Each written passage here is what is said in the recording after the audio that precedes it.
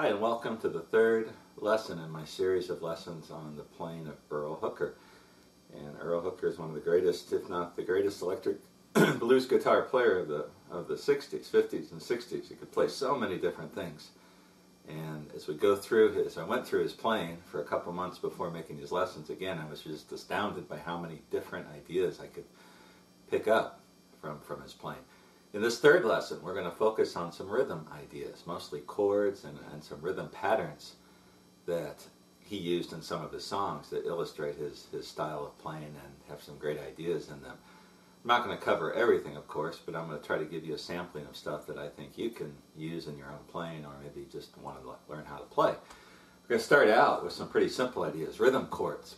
And in Earl Hooker's playing, a lot of the time he's playing lead, whether it's with the slide or just normal in the blues boxes. And a lot of times when other instruments are playing, he is adding rhythm chords, comping chords in there. And I'm going to start out with some pretty simple ideas, and we'll move into some unique things that he did that I just think stand out with his playing. Take a song in E called Earl's Boogie Woogie, an instrumental, and he recycled the same instrumental stuff for a song called Move On Down the Line. I'm not sure which one came first, but they're basically both the same thing. And so in that song, the song is in the key of E, you've got this boogie rhythm, which we'll work on in a little bit. And then over that, while the piano and other instruments are playing, he does these chord licks. And I'm going to show you a couple different ways that he would do this. And using this as an example, and it gives you some ideas of what you can play when you're backing up other people and they're soloing, and then you got to play something to keep the song going. So he starts out, let me just play through, there's a couple of variations of this, and the first one from Earl's Boogie Woogie, this is the first time he does it, starts out like this.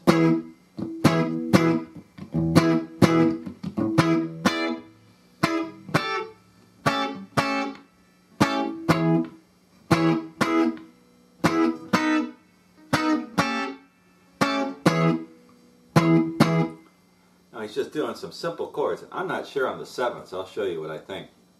But it sounds like the first one, he's just playing what we would call a second position E bar chord. And I've got my first finger at the seventh fret of the fifth string. And I've got my ring finger flattened out over the first through fourth strings, but I'm really getting the second, third, and fourth strings. So he's doing this. Could do it like this. But I tend to hear a little bass in there. Maybe he's not. So he does this pattern. 1, 2, 1, 2. Then he's going to go to the E7th using an A shape. A7th shape. So if we take that shape for an A7th chord and move it all the way up to the 9th fret and put the ring finger on the 10th fret of the first string. It's an E7. That's how he wraps up the first part over the 1.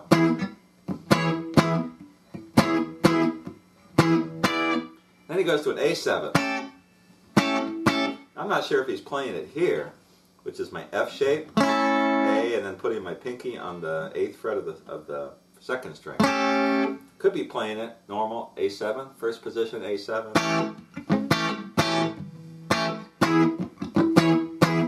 You listen to it, you can do it either way, what you decide. And same thing goes for the 5. B7th, is he playing it here over the first position bar chord or the F shape, or is he playing it here, which is the A7th moved up to the 4th fret with the first finger and the 5th fret with the ring finger on the first string. So he could be doing it like this. Or it could be doing it like this.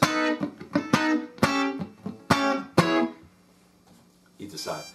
But either way, it works. And you could even mix it up. And two chords, like the A7 played here and the A7 played here, just a little different sound to them. And I think he does a little bit of both in his playing. But in that particular tune, again, I'm not sure which one he's doing. Now, a variation of that, this is the second example I have for you. The second time around, he just takes mostly those same chords, but he changes the rhythm and then he also works in a couple different chords. So let me play this all the way through, and this is kind of a familiar comping beat. It does something like this.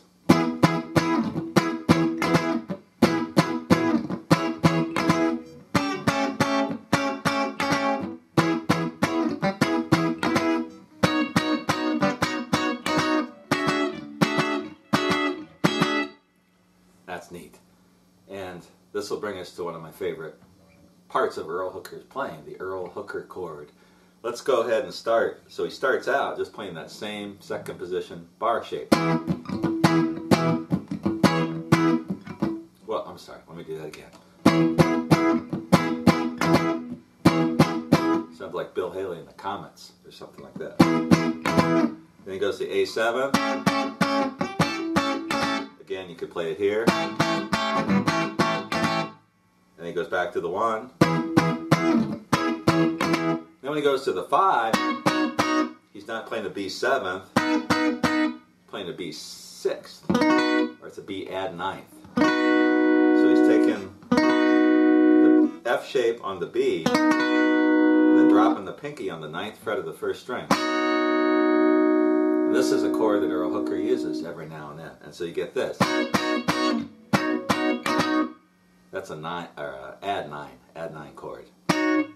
And then he goes to this chord, which is the Earl Hooker chord. Some people call it the Freddie King chord because of the song Hideaway, where he does that thing. But Earl Hooker used this chord a lot as well. And it's a really great rhythm chord. You can do so much stuff with it. But anyway, in this song, he's just doing 1, 2, 1, 2, 1, 2. And here's what the chord is, if you don't know this.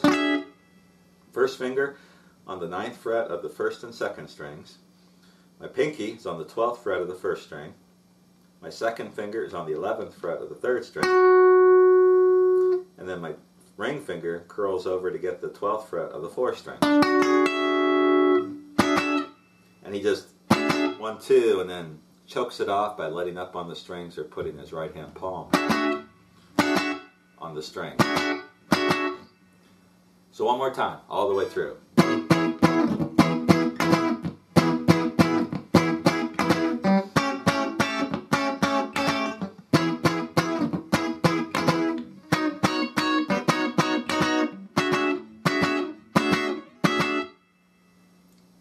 That's good sampling of some of the rhythm ideas that Earl Hooker used in a couple of his songs. Now, third example. This is another example of using this Earl Hooker chord. We're going to take it from E, move everything up, and now we're in F.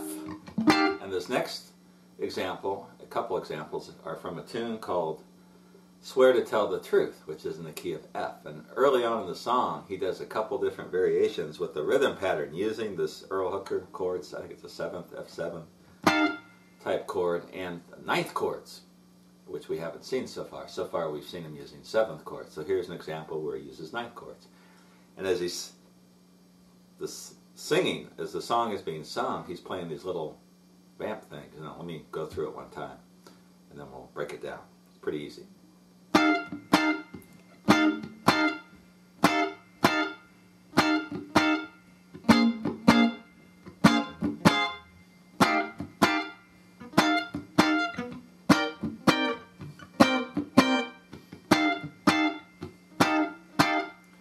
So all he's doing, over the 1, he's just playing the Earl Hooker chord. And then when he goes to the 4, instead of playing a 7th like we did in the last example, he's going to go to a 9th. This is a second position B flat 9th. I've got my second finger on the 13th fret of the 5th string, my first finger on the 12th fret of the 4th string, and then my ring finger flattened out on the first 3 strings. And he does the same pattern.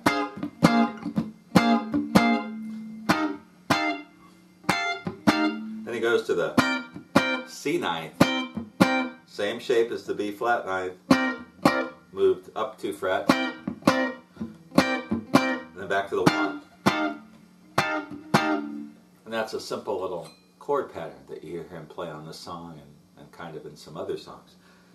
Now, as the song builds, he does a little variation on this, and he plays kind of almost like a horn section part. Let me play this for you. Same chords, but just played a little differently.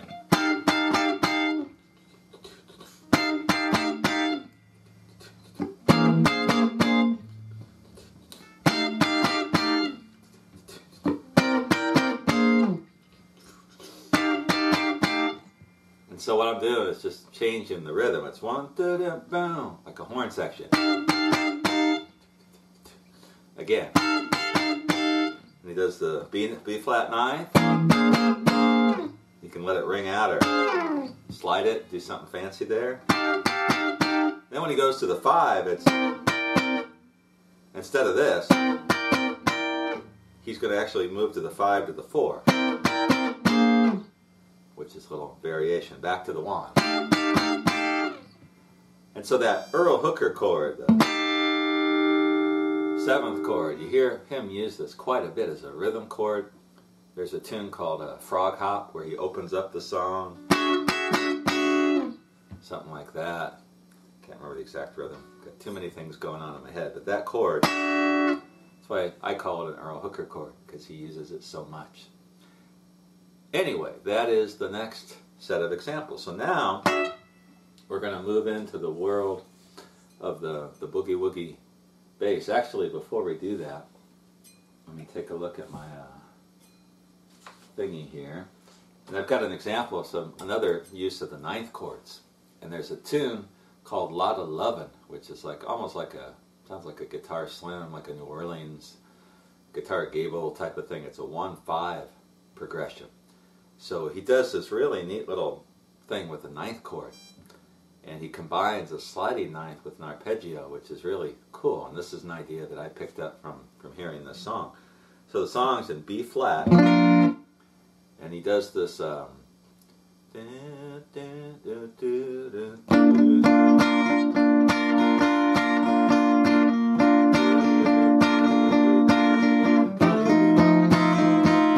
it's the 1, which is a B flat, and then he goes to the F7, which is the 5.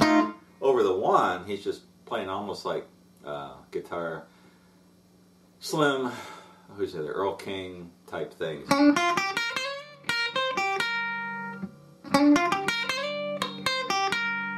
And then when he gets to the 5,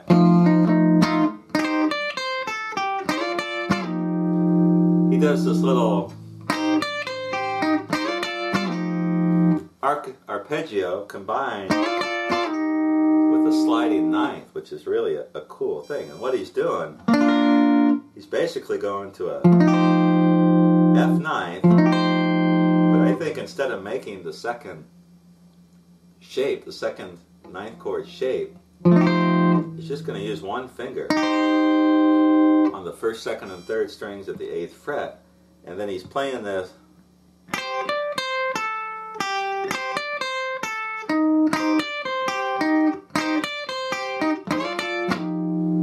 little thing. And you can do this a lot of different ways. You can mix up which notes you play there, but it's really a 13th. So it's like if you played it with the full chord shape,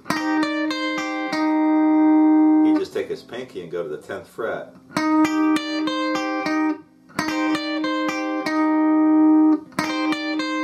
You could scrape the strings or just pick them.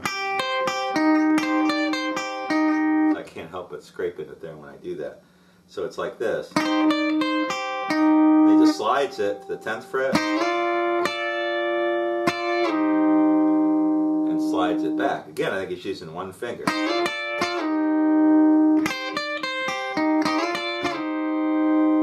And then back into the 1.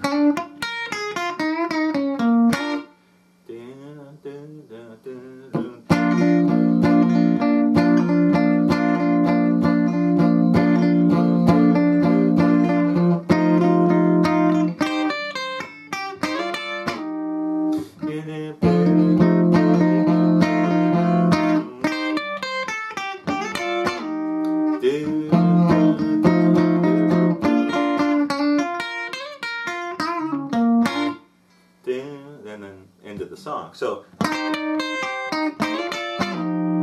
that idea. I'm not sure if I got that note for note. I've got the tab printed out for you, which is exactly from the song, or at least I think exactly from the song, which helps you. I always like that little thing. I just heard it in the one song. He has other songs where he uses the sliding ninth, and you've heard that, and you hear that in so many other blues songs, electric blues songs. But he adds that arpeggio with the sliding ninth, which I can't say that I've heard anywhere else. All right, now it's time to move into the Boogie Woogie world, some bass stuff, before we get into some really cool patterns. The first bass, this is from Earl's Boogie Woogie, and he plays a boogie pattern throughout the song, or if there's a second guitar that plays it, I'm not sure. I haven't really looked at the credits for this song. But it's in the key of E, and again, this is used for the tune Earl's Boogie Woogie. It's also used for a tune called Move On Down the Line, or Moving On Down the Line.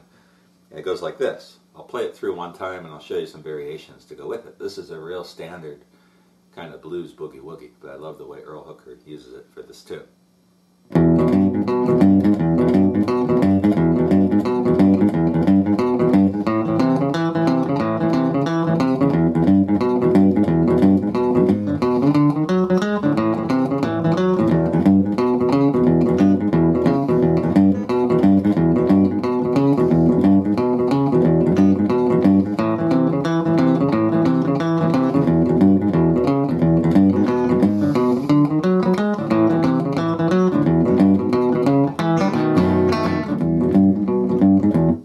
So on. That is the basic boogie woogie pattern. And starting out, I've got my first finger on the second fret of the 5th string, and I'm hitting the open 6th string. And I'm hitting it twice. Now you can hit just the 6th string, but if you play a little harder, you can also double up and get the 5th string, make it sound a little thicker.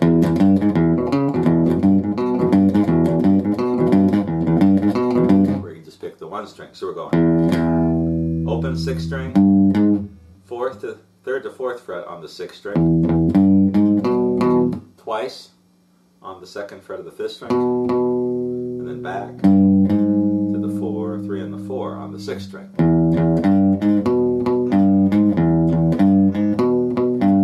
Now as a variation you can throw in, go from the 4 to the 2, or you could walk the boogie, walk the bass.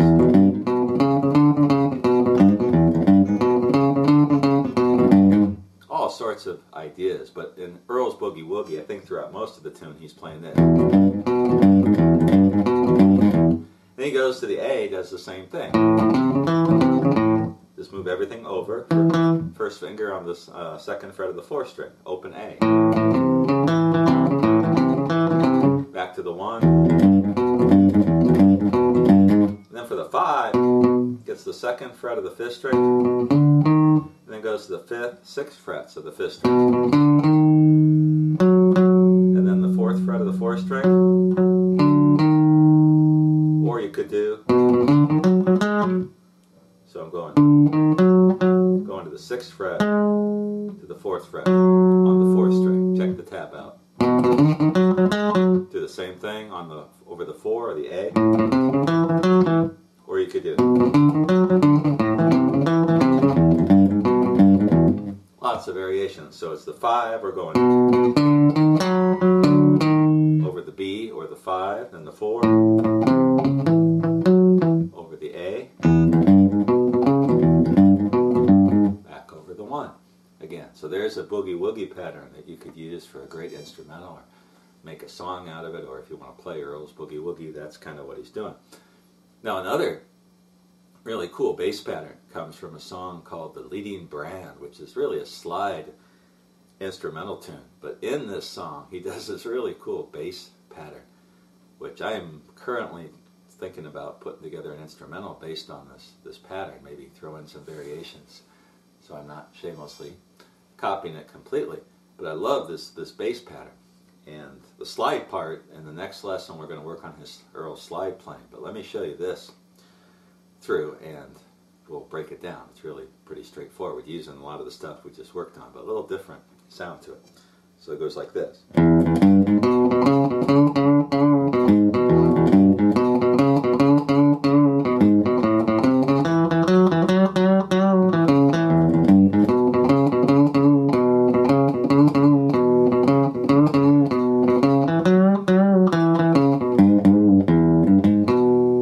messed up that last part. It's like, and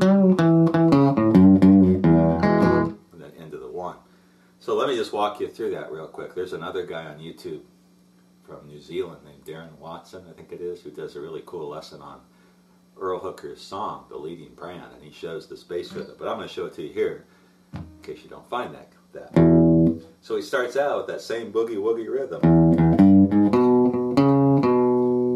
But here he's going to go to a bend. 3 on the 5th string, 4th fret of the 5th string. Then back to the 2nd fret of the 5th string, to the 4th fret of the 6th string, back to the 2nd fret of the 5th string. So the whole thing. Again. Then over the 4. Same thing, just played over the A, back to the 1.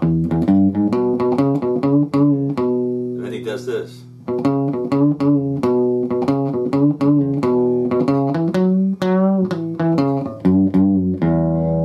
That's what I'm hearing. So he's doing this.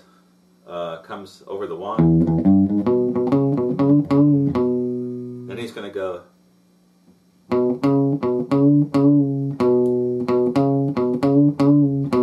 So he's going back between the 2nd fret and the 4th fret, back and forth, 2nd fret, 4th fret of the 5th string. And he's going to walk, 2nd fret, 4th fret, 5th string, 2nd fret of the 4th string, more bends on the 4th fret of the 4th string. So all the way through. Let's do it all the way through.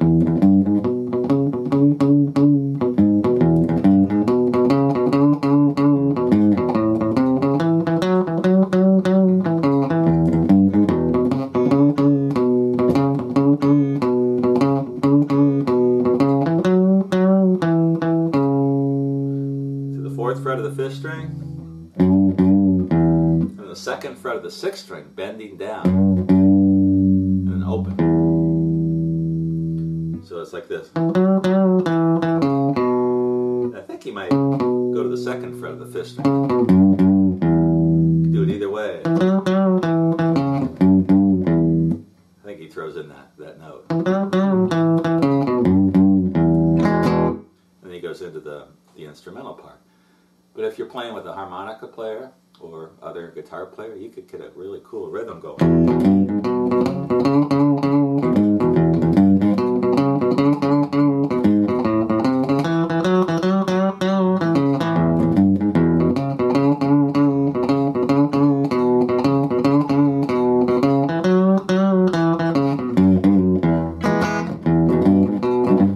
Even to start out a song, wouldn't have to play it all the way through, or even as a solo. I really like that.